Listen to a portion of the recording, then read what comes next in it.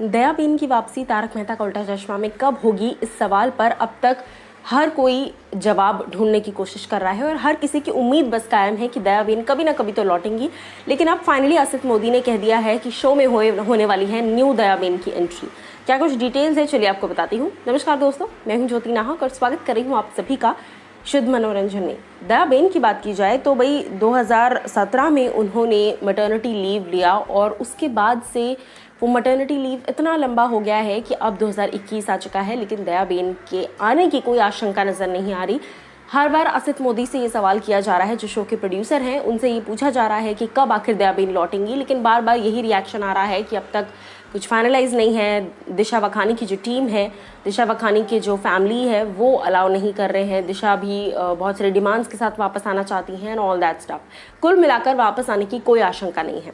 इसी बारे में हाल ही में ई-टाइम से बातचीत के दौरान असित मोदी से जब पूछा गया कि आखिर कब क्या नई दयाबेन आएगी, तो उस पर वो कहते हैं, अब तो मुझे लगने लग गया है कि मुझे ही दयाबेन बन जाना चाहिए। The question of her return has been going on for so many years now कि अब कोई उम्मीद नज़र नहीं आ रही। ये बात असित मोदी ने कही और सिर्फ इतना ही नहीं, उसके आगे वो कहते हैं, We are still waiting for her to come back and if she expresses her desire to quit, the show will go on with the new Dayaben.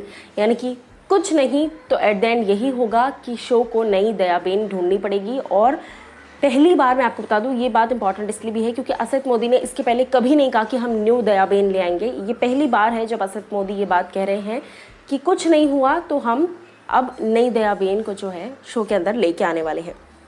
इसके अलावा मैं आपको बता दूं, वो कहते हैं, but right now I don't feel Daya's return और Popatlal's wedding is important. In the pandemic there are more serious issues and I feel all those matters can wait. We have to think of safety protocols and continue shooting so that livelihoods are not affected.